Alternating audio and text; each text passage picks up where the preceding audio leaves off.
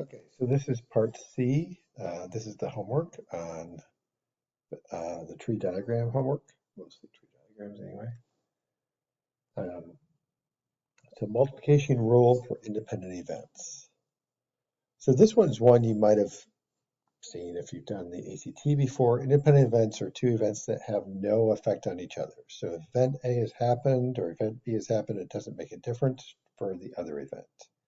They're completely independent, and so you just multiply their probabilities. This only applies to independent events. Dependent events, you'd have to adjust the second one. We've already talked about that formula, actually, the general multiplication rule. So in 1986, Space Shuttle Challenger exploded on takeoff, killing all the crew members. Afterwards, scientists and statisticians helped analyze what went wrong. They determined it was the O-rings that caused the explosion. They estimated the probability of an individual O-ring joint would function properly under cold conditions was 97.7%. But there were 6 O-ring joints. All 6 had to function properly for the shuttle to launch safely. Okay, so those sound like independent events, but let's see. Assume that the O-ring joints succeed or fail independently. So one could fail, the other one could be successful. That's no problem. It doesn't affect each other. Find the probability they would launch under similar conditions. So if there's 6 O-rings and there's a 0.977 chance, you're basically putting that to the 6th power. That should be the answer. Let's see what they did. So you're multiplying all 6, 0.977 times 0.977 6 times, or to the 6th power, and you get 0.87. Is that what I got? 0.87, yeah. Find the probability that A or B, we can use the general addition rule. We've talked about that one before. If mutually exclusive, we can use, you just add them up. Probability A and B, we can do the probability of A given that A has happened, times B times probability of A has happened. And then if they're independent, you just multiply. You don't have to worry about that second part, adjusting it. So those are the different versions. You can see mutually exclusive is an easier version of the general addition rule. You see the independent is an easier version of the general multiplication rule as well. So if they're in those two specific cases, you just save time and energy. Mutually exclusive, just add. Independent, just multiply. You don't have to worry about that other stuff. Resist the temptation to use the simpler rules when the conditions to justify them are not met. Okay. These are two neighboring suburbs in Los Angeles. According to a local newspaper, there's a 50% chance of rain in Hacienda Heights and a 50% chance of rains in La Puente.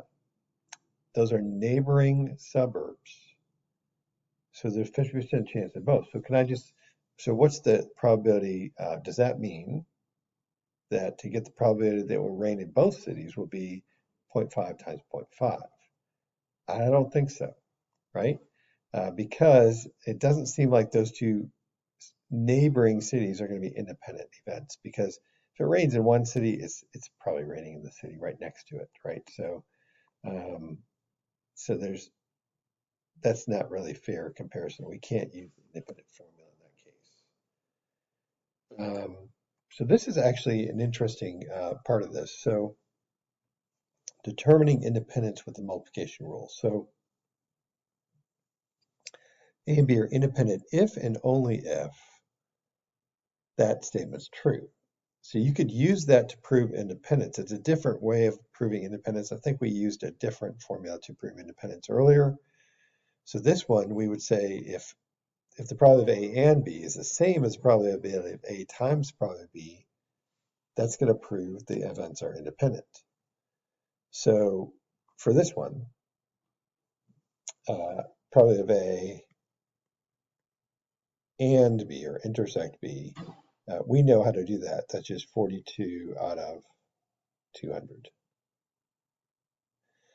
So the probability of A times the probability of B So that was both those events happening. So if we want to do probability of A, so probability of rolling your tongue is 42 out of 140 out of 200 times probability of raising your eyebrow would be, I'm sorry, rolling your tongue would be 149 out of 200. Raising an eyebrow would be 62 out of 200. If you multiply those, is that equal to 42 out of 200? Let's just see. So if we do 149 divided by 200, divided by 200 times 62 divided by 200, that's 23%. And if you do 42 divided by 200, I think that's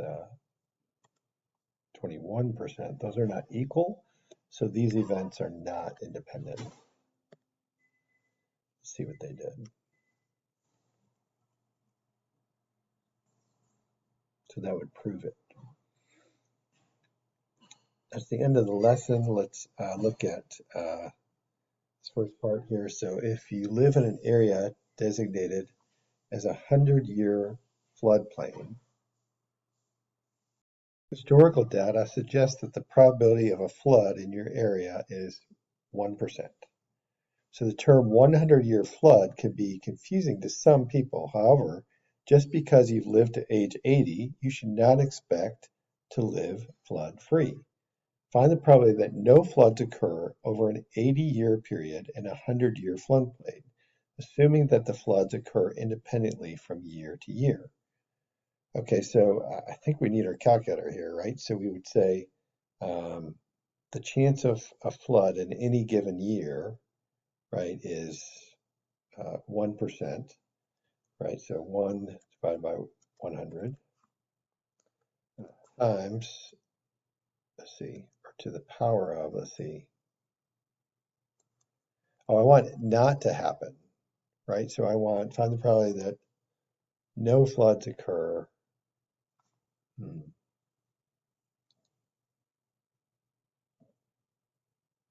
So I want no floods to occur. So probability of no flood occurring in a certain year is 99 out of 100.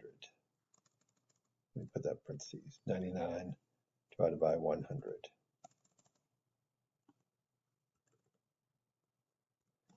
So that's 1 year. 2 years would be that same thing multiplied by itself. So if we did that for 80 years, that should be to the 80th power, I believe. Oh, wow. Let's do that as a decimal. So 44.7% chance. Yeah, so that's what you do.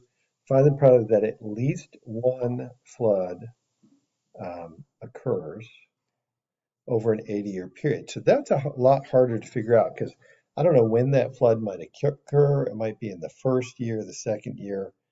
So I think in this case, you want to use the complement of that event.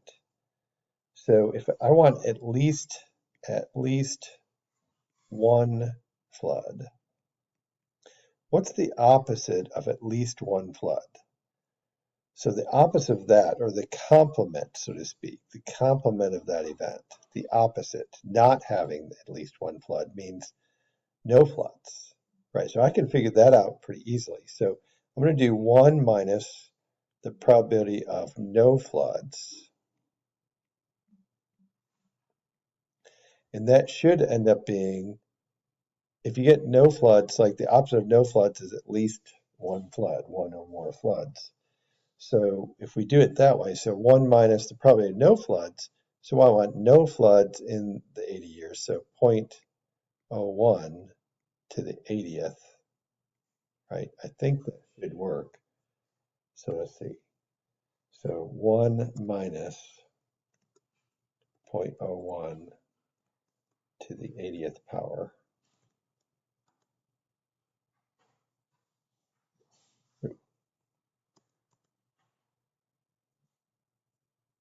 Why did that happen there? I guess it's a pretty small number. 1. Let's see what I did wrong. Oh, no floods in 80 years. We just figured that out. So this is like the second part of the question. We needed to use the result of the first part of the question, 0.448. No floods in the 80 years. We already figured out. So I figured out probably of flooding every year. 1 minus probably flooding every year. That's not correct. So that makes sense. So we're using 0.448, 44.8% chance of no floods in 80 years. So we want the probability, we want to subtract that from 1 to get 552. The opposite of that is it's going to flood at least once, right? So, oh, that makes total sense. That's interesting. So we used our answer from the first one. That's very common in stats where we use our answer from part A to get the answer for part B. That's kind of a thing that happens. It was a really interesting problem. Sally Clark was tried by a British court for the murder of her 2 infant sons. Her defense during the trial was that the boys died of a sudden infant death syndrome called SIDS. The exact cause of SIDS is unknown, but among other factors, males are more likely to develop SIDS, and the condition can be linked to genetic mutations. Ooh, so it's genetic could be part of the cause. During Clark's trial, a pediatrician noted that the probability that a child from an affluent, non-smoking family would die of SIDS was about 1 in 8,500. The pediatrician then estimated the probability that both boys would die of SIDS to be about, you got that chance twice, right? So he multiplied them and he gets that. So is the pediatrician right? Well, it looks like he's using independent events. Are those 2 events independent? So if you have 1 kid die of SIDS, remember, this could be linked to genetic mutations. Is it the same chance that the next kid? So if you have some kind of genetic disposition towards a kid dying of SIDS, or whatever that is, it's not going to be equally likely that the second kid. So you're more genetically. So what happened is, no, that doctor's not right. Doctors don't always know the stats, right? So because 1 boy in a family dying of SIDS, another boy in the same, they're not independent. If 1 child dies of SIDS, there's a greater probability that a second child will die from SIDS.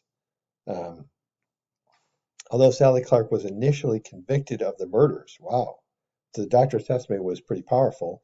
She was later acquitted.